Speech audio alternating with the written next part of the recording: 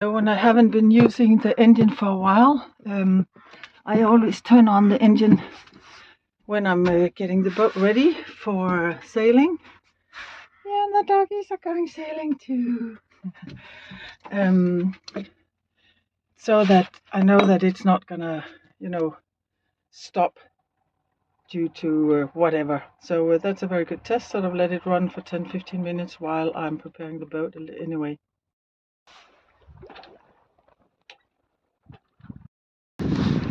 And the trigger is self-tacking, so once it's up, I can sheet it in and out on this winch. If I need to service, it's running really bad. And on a day like this, it's really just easy sailing. So far, at least. I haven't even looked at the weather forecast. I was just going out. I wanted to sail. And my telltales are actually working so far. I have been in contact with the company because they're so small. And they have refunded the money and they're looking for a better solution for me. And we're sailing 3.2, 3.4 in very light winds, which is comforting, nice, easy to handle. So that is good, a good start on the winter training. Every time I go sailing, I can always feel that, oh my god, I'm looking so much forward to the day where I can just have figured out how I can just keep on sailing instead of having to return. I don't want to get back to the same harbor. I just want to sail out into the world. And my first ambition is to sail north. But for now I'll have to, content myself with practicing and getting to know the boat better under different conditions. And then at some point having organized my family so that I can just take off and not return, at least for years. For winter sailing, I bought these are kind of fisherman or worksman gloves with some lining and then orange, of course, and then they're watertight and pretty big. So until now I can keep warm and dry. I will now see if I can get the trigger down behind the mainsail because there's not much wind pressure on it. So I will go on deck, leave the boat on its own.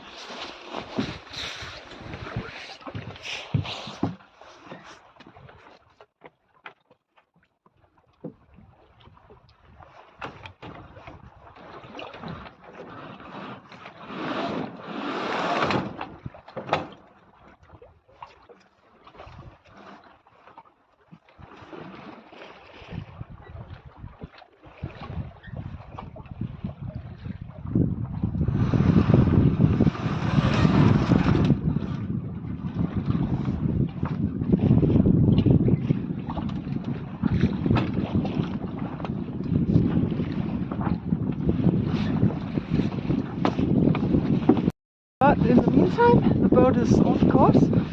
That's why I really need sort of the autopilot. Is that now I need to go on deck again and get the trigger in, or at least ready for going into the harbour. And while I'm doing that, then the boat is so I'll do it again. It's better to go away from the coastline. This is where we are now, and when I get to this marker, I'll take down the mainsail because then I'm sort of there. There's narrow waters here, or low. So I'll take it down. It's in 10 minutes time depending on the speed. So 1.3, 1.4, 1.7 just for the mainsail. So, and you can see now that when I'm not steering, the boat is just getting off course again there. But I'll just take the tiller and see what happens. And the nose should start to point back again.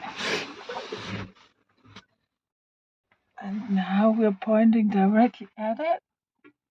and I can also see it in real life, which is always nice.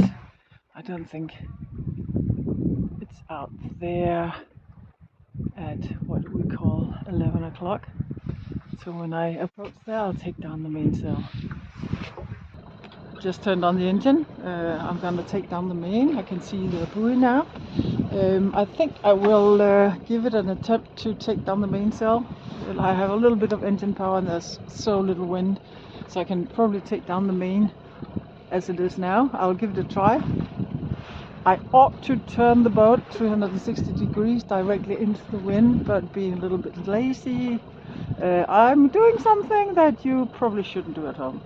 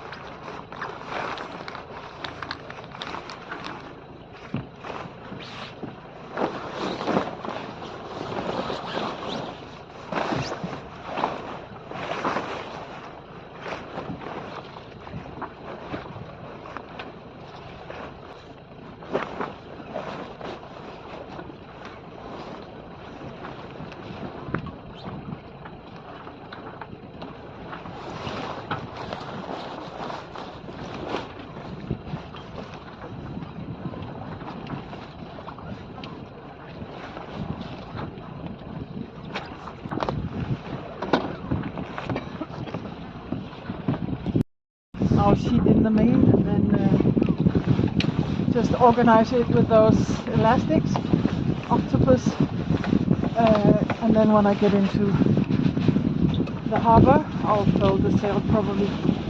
And now the boat is on its own on the way, you know, into the wind eye, which of course I should have done, taking down the main. But it's nice to know that there are different options in the. Yeah, you couldn't do that if there's any kind of wind pressure on the sail. There's no way. You could also see it didn't really run down all by itself because there's a little bit of wind pressure on the sail, so it doesn't really run smoothly. But I managed, so that was good.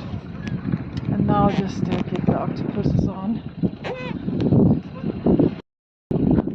Going into the harbour, you always try to get as little wind resistance as possible on your boat. So that's kind of what I'm doing now by not probably folding the sails, but getting them as much under control as possible. Because I will have to, you know, get it in there, stern into the pier, and see how it goes today.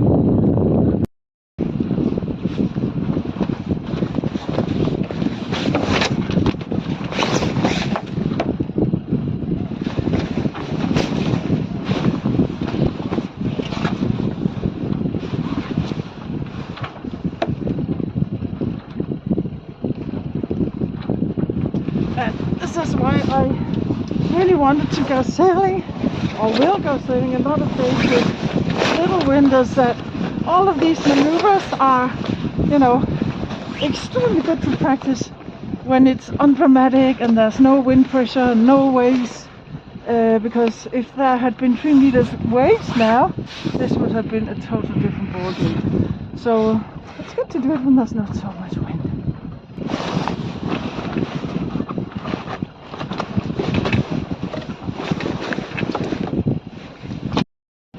Also wanting to get the reef lines under control so I don't hang myself when I run around in haste to find out how to dock the boat.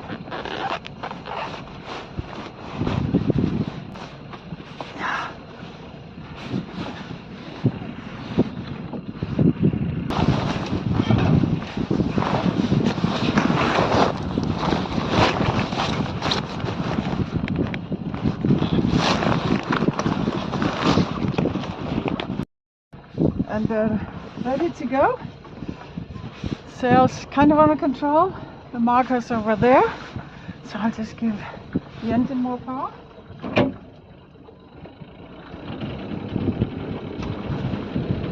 and then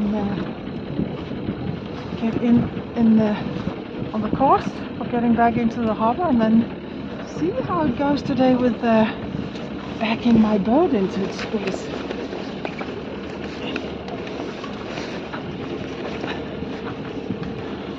I do have the option of also put it in there, sailing it in there with bow too, but that's just gonna make it more complicated for living. Okay, here is the marker. Yeah, you can probably not see it yet. I can see it. I don't know if you can hear it with the engine, but when I bought this boat, something was, it made this noise. And we had the propeller exchanged, but it still does that at a specific pace. It is a folding propeller, and some of the teeth are a little bit worn out, so they don't really grip all the way into place. But my boat neighbor, who helped me exchange oil, etc., he says that it's also normal that it has these kind of metallic sounds because the propeller shaft is a flexible one, so it kind of is supposed to be able to move a little bit instead of moving the boat. So I learned something. And we are almost passing sort of the marker telling you that here's the entrance for the narrow canal, and as I'm on my way in now, I need to have the green ones on my starboard and the red ones on my port. But now I know the route, which is nice. There are not very many boats out here on the, what is it, the 20th of January. But there was a single sort of motor fishing boat that's just sailing in before me, creating quite a wave. Yeah. And now we're just sailing into this sound.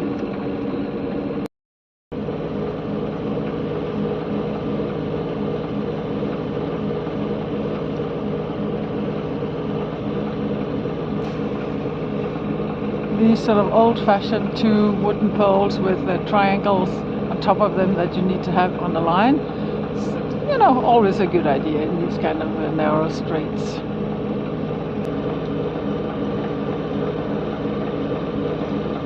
I guess the if I shall extract anything useful of going in and out of the long fjord here, it is that already now, of course, I'm starting to ponder what my actual plan is for getting this boat stern to on my own. And right now it's just kind of a blur, thinking, oh, I'll probably figure it out, which of course I will, also because there's no wind. Maybe there'll be somebody in the pier who can pass me the stern lines, maybe not. So that's kind of where my mind is right now, apart from, of course, navigating through the narrow sound, but sort of really sort of preparing beforehand of what is gonna be my actual actions. And I'm not quite sure. I know that the more that I do it, the better I'll be at figuring out what is actually the best way to single-hand dock the boat with poles. So I see if I can get it in stern too, very, very slowly. In the summer times, where in my summer space I sort of balance it on the pole, but that's kind of different because I don't park it stern to there, so that's different. But I could balance it kind of on the boat, but if it starts swinging around the pole, I will get my stern into the boat next to me, and I wouldn't be happy about that if that was my boat. So maybe I'll just slowly see if I can bag it in, and then get the lines on the side where the wind is coming from, and then kind of take it from there. I'll have to see. I have a lot of fenders, and I also know that the big boat that I'm gonna be blown very slowly into also have fenders out, so I don't think any damage is gonna happen. But that's kind of where my mind is now, trying to plan ahead, which is always a good idea, especially when you're single-handed. And right now I do not have a very clear plan in my mind. That's just to be very honest. I left all my lines, 2 in the front on the poles and 2 on the pier. And I'm just actually starting to think whether it's not a better idea next time that I take the stern, the bow lines onto the boat, because then I have the possibility of throwing a line over the boat like this, instead of now that there I have to organize one of my poles and then figure out how to fish the line on board. So already now, by doing the sinking, I'll learn that it's going to be simpler to take the lines on board, and then while I'm slowly passing the pole, throwing it on, then I can also leave one end of the line on the boat, instead of now where I have to fix everything. So unfortunately I didn't think this through going out, or all the days that I've been waiting to go out due to the wind, but starting to think about that now, that is going to be better. So today I'll have to do with what I got. I could also organize a different line, but because there's no wind, it's probably going to work out. And then from now on I'll leave one loop attached to the boat, have the line which is always long enough that I can throw it over, and then attach it. So I learned something by thinking it through, but I should have done that a little while ago. Well, learning by thinking. And I have this big fender here, and I just attach that to near the stern, because if I am gonna park on my neighbor's boat, I just put out extra fenders there, which will also make it possible for me to get in between the poles.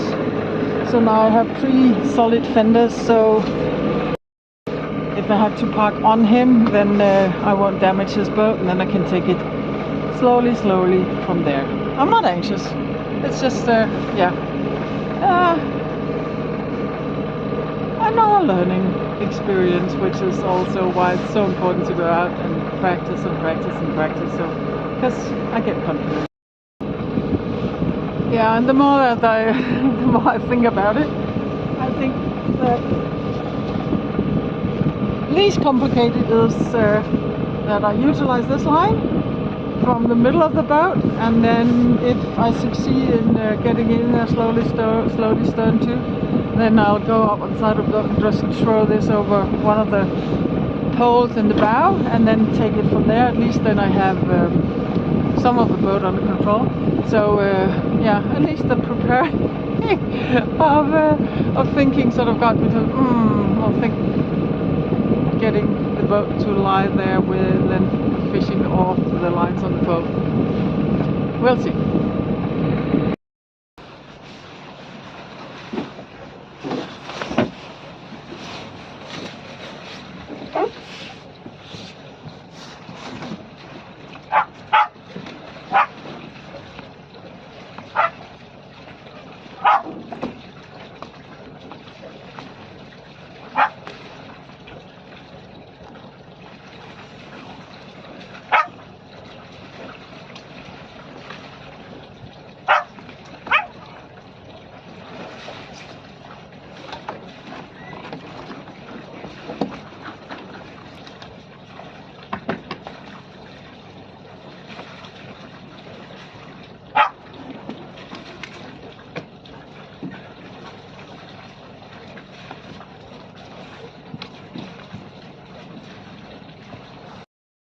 That went really well, actually. I had to go around 2 times, and then remembering what my boat neighbor said, as an old fisherman, saying maybe you should give it a little more power when you're in reverse, where I'm like very taking it easy, because I don't really know how it's going to react under any condition in reverse.